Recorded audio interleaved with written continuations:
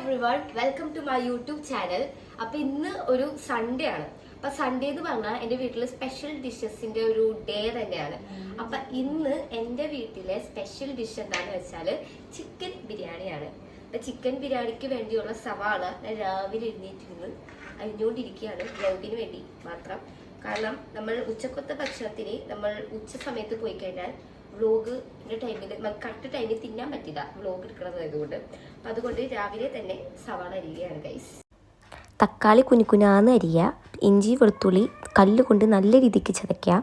ഇതെല്ലാം ബിരിയാണി മസാലക്കുള്ള സാധനങ്ങളാണ്. അപ്പോൾ നമ്മുടെ ബിരിയാണിക്ക് വേണ്ട സവാളയും തക്കാളിയും വെളുത്തുള്ളിയും എല്ലാം സെറ്റാക്കി.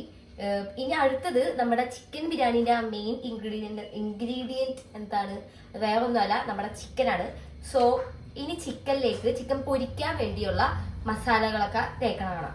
അപ്പൊ ഇതിലേക്ക് നമുക്ക് മസാലക്കൂട്ടുകൾ ചേർക്കാം. ചിക്കൻ പൊരിക്കാൻ വേണ്ടിയാണ്. അപ്പൊ ആദ്യം തന്നെ നമുക്ക് ഇതിലേക്ക് ചേർക്കേണ്ടത് ആവശ്യത്തിനുള്ള ഉപ്പ്. അപ്പൊ ഉപ്പ് ചേർക്കാം.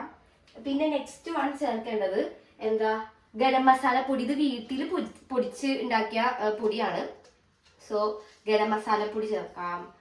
പിന്നെ അടുത്തത് ഇതിലേക്ക് മുളക് പൊടി ചേർക്കാം. ഇത് കാശ്മീരി ഒന്നുമല്ല, സാധാ മുളക് പൊടി. ഇതും വീട്ടിൽ പൊടിച്ച മുളക് പൊടിയാണേ. അയ്യോ, സൂക്ഷിച്ചിടണേ. ഇനി അടുത്തത് ഇതിലേക്ക് ആവശ്യത്തിന് മഞ്ഞപ്പൊടി ഇടണം. മഞ്ഞപ്പൊടി ഇടാ. പിന്നെ അടുത്തത് കുരുമുളക് പൊടി ഇടാ. അത് കഴിഞ്ഞ് നമുക്ക് പെരിഞ്ജീരകപ്പൊടി ഇടാം. ഇതിലേക്ക് പെരിഞ്ജീരകപ്പൊടി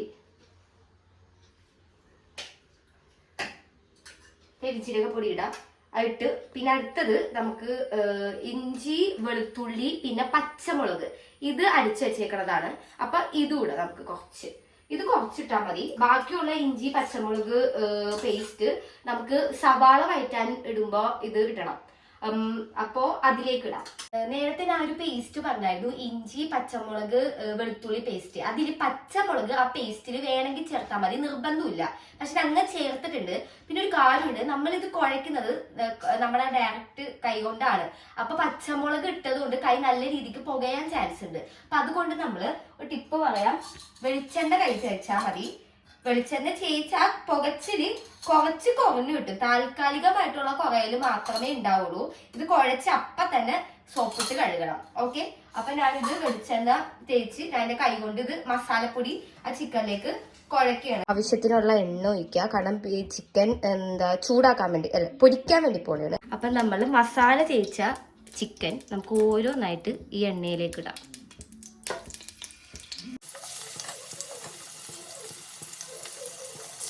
നമ്മുടെ ചിക്കൻ ഫ്രൈ ചെയ്തിട്ടുണ്ട്. ഫുൾ ഫ്രൈ അല്ല ചെയ്തേക്കണം, ഒരു ഹാഫ് ഫ്രൈ ചെയ്തേക്കണം.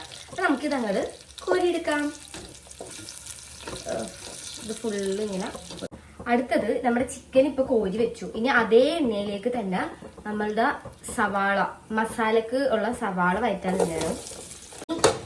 ഇതിനൊപ്പം ഇതിലേക്ക് ആവശ്യത്തിനുള്ള ഉപ്പിടാം. ഈ വെളുത്തുള്ളി പേസ്റ്റ്, ഇഞ്ചി വെളുത്തുള്ളി പച്ചമുളക് പേസ്റ്റ് അത് ഫുള്ള് ഇതിലേക്ക് ഇടുകയാണേ. പിന്നെ തക്കാളി, ആവശ്യത്തിനുള്ള തക്കാളി ഇടാം.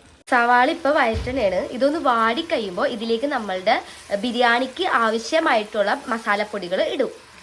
ഇതാണ് വയന്ന ഒരു പരുവം. ഇനി ഇതിലേക്ക് മസാലപ്പൊടി ചേർക്കാൻ വേണ്ടി പോണേണ്. ആദ്യം ഒരു സ്പൂണ് മല്ലിപ്പൊടി ചേർക്കാം. മല്ലിപ്പൊടി ഒരു സ്പൂണല്ല, ആവശ്യത്തിനുള്ളത് ചേർക്കണം. ഓക്കെ, 1.5 സ്പൂൺ ചേർത്തു.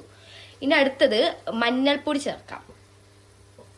മുളക് പൊടി ചേർക്കാം ആവശ്യത്തിന്. എല്ലാം നമ്മുടെ മസാലക്ക് ആവശ്യത്തിനായിട്ടുള്ള രീതിയിൽ എടുത്താൽ മതി. പെരിഞ്ജീരകപ്പൊടി ഇടാം. പിന്നെ അത് കഴിഞ്ഞ് നമുക്ക് ഗരം മസാല പൊടി ഇടാം.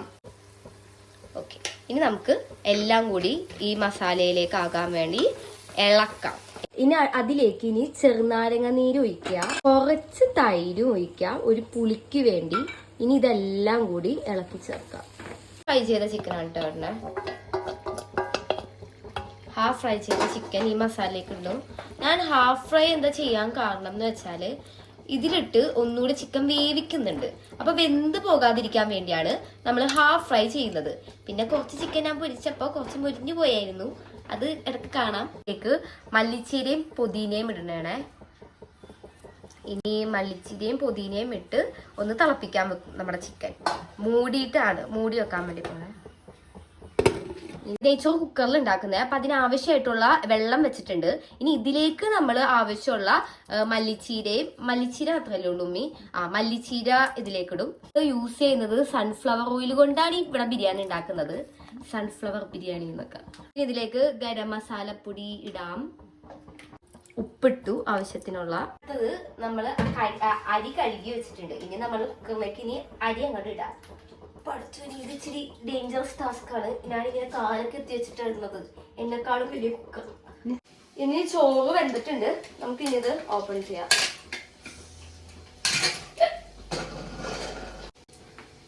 ചോറ് വെന്തിട്ടുണ്ട്. ഇനി നമ്മുടെ അവസാനത്തെ സ്റ്റെപ്പ് ദമ്മിടാൻ വേണ്ടി പോവുകയാണ്.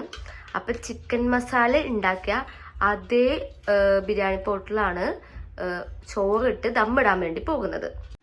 ഇതിന്റെ മുകളിലേക്ക് ഈ കശുവണ്ടിയും സവാളയും മുന്തിരിയും വിതറി. ഇനി ഇതിന്റെ മുകളിലേക്ക് ചിക്കൻ മസാല ഇടണേണ് ദമ്മിടാൻ വേണ്ടി.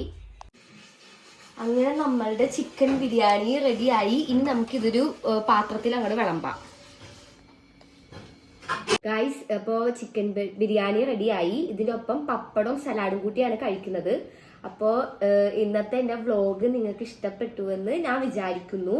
So subscribe my channel and like and bye bye.